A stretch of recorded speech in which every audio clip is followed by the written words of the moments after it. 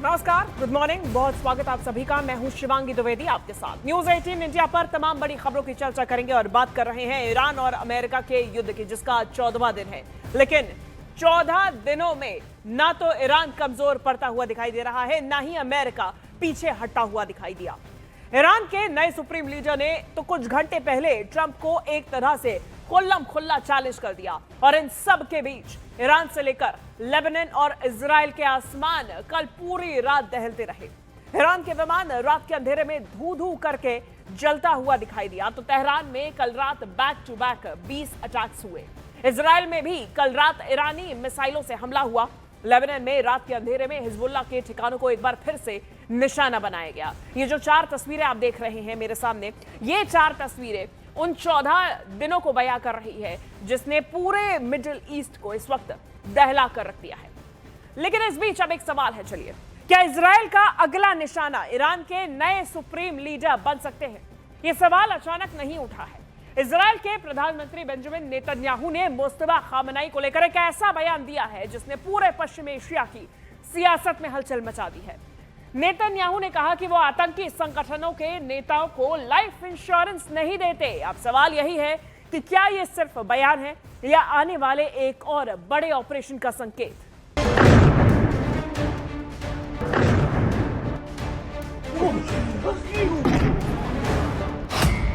क्या junior Khamenei भी Israel के टारगेट पर हैं? क्या मुस्तफा खामेनेई आईडीएफ का अगला शिकार है? क्या ईरान के सुप्रीम लीडर के सर पर मौत नाच रही है? ईरान में उठे तबाही के इस नए तूफान की कहानी बताएं। उससे पहले ये तस्वीरें देखिए।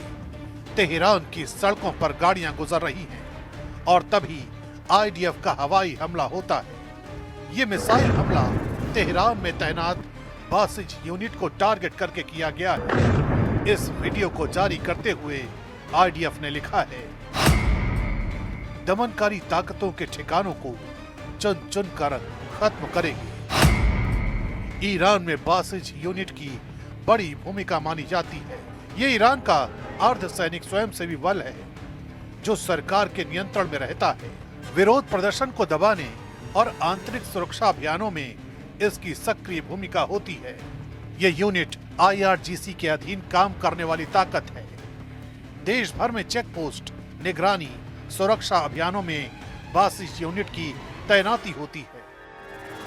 यही वजह रही कि खुफिया जानकारी के बाद आईडीएफ ने बासिज यूनिट के काफिले को बीच सड़क पर सटीक टारगेट से उड़ा दिया। लेकिन इन हमलों के बीच नेतन्याहू के एक बयान ने पश्चिम एशिया में नया बवंडर ला दिया है, क्योंकि जिस तरह इजराइल और अमेरिका ने ईरान के सुप्रीम लीडर को खत्म किया, ठीक वैसी ही प्लानिंग इस बार मुस्तफा खामनेई को लेकर चल रही है। और ऐसा इसलिए क्योंकि इजराइल के प्रधानमंत्री बेंजामिन नेतन्याहू ने जिस तरह का बयान दिया है, उसने इस आशंका को और गहरा कर दिया है कि आने वाली कोई भी घड़ी जूनियर खामेनेई के लिए आखिरी हो सकती है। नेतन्याहू ने कहा कि वो किसी आतंकी संगठन के नेताओं के लिए लाइफ इंश्योरेंस पॉलिसी जारी नहीं करेंगे। उनके इस बयान से साफ माना जा रहा है कि अगर जरूरत पड़ी तो इजराइल ईरान के शीर्ष नेतृत्व को एक बार फिर अपने निशाने पर ले सकता है। यही वजह है कि तेहरान में जूनियर खामेनेई का सुरक्षा घेरा पहले से कहीं ज्यादा सख्त कर दिया गया है। We are not waiting, we are initiating, we are attacking, and we are doing so with a force the like of which has not been seen before. I have added another goal, to create the conditions for the Iranian people to overthrow this terrible tyrannical regime. To create conditions doesn't guarantee that it will happen, and I told them just now, in what I said a moment ago. I said, it's up to you. It depends on you. I wouldn't issue life insurance policies on any of the leaders of the terrorist organizations. Netanyahu ने Mustafa Khamenei को सीधे तौर पर IRGC की कठपुतली तक बता दिया।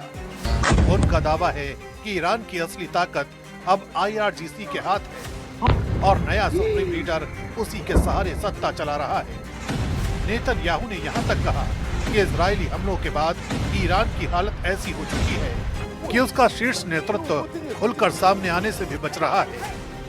ये बयान केवल राजनीतिक हमला नहीं माना जा रहा, बल्कि इसे मनोवैज्ञानिक युद्ध का हिस्सा समझा जा रहा है। אזרחי ישראל, אחיי ואחיותיי, אנחנו בימים היסטוריים, ימים שירשמו בתולדות ישראל. במבצע שאגת הארי, השאגה שלנו הולכת ומתגברת. אנחנו קודשים את משטר הטרור באיראן. אנחנו פוגעים וקודשים את עושה דברו, החיזבאללה בלבנון. वैसे भी मीडिया में आई खबरों के मुताबिक मुस्तफा खामेनी को घायल बताया जा रहा है। वो अभी भी ईरान की जनता के सामने नहीं आए। हालांकि ईरान के सरकारी चैनल के हवाले से उनके संदेश जरूर पहुंचाए जा रहे हैं।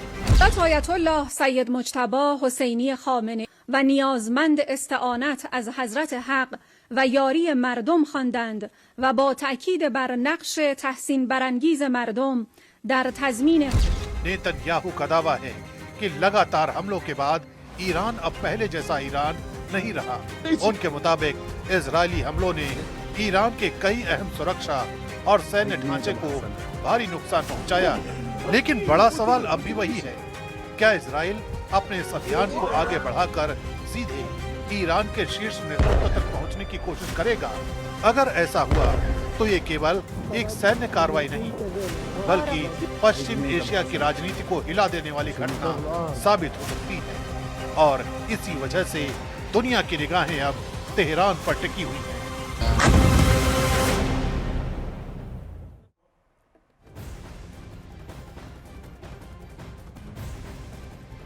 तो देखिए, बैरूत में हिजबुल्लाह के ठिकानों पर एयर स्ट्राइक की गई। ये जानकारी अब हाल फिलहाल में सामने आई, जहां आईडीएफ ने हिजबुल्लाह के कई ठिकानों को निशाना बनाया। हमले में हिजबुल्लाह को बड़ा नुकसान हुआ है, इसका दावा किया जा रहा। और ये जानकारी सामने आई है कि इस महायुद्ध में बैरूत में हिजबुल्लाह के कई ठिकानों पर एक बार फिर एयर स्ट्राइक की गई है। इजरायली डिफेंस फोर्सेस की तरफ से लगातार हिजबुल्लाह के ठिकानों को निशाना बनाया जा रहा है, क्योंकि इस पूरी महायुद्ध में, इस पूरी जंग में हिजबुल्लाह ईरान के साथ खड़ा हुआ है। और ऐसे में ईरान का दोस्त यानी कि इजराइल का दुश्मन। लेबनान के बैरूत में कई ऐसे ठिकाने हैं जिसमें हिजबुल्लाह के प्रमुख लीडर्स मौजूद हैं और यहाँ पे टारगेट लगातार इन इलाकों को बनाया जा रहा है। और ऐसे में बड़ी जानकारी सामने आई कि इनके ठिकानों को एक बार फिर एयर स्ट्राइक से दहलाया गया।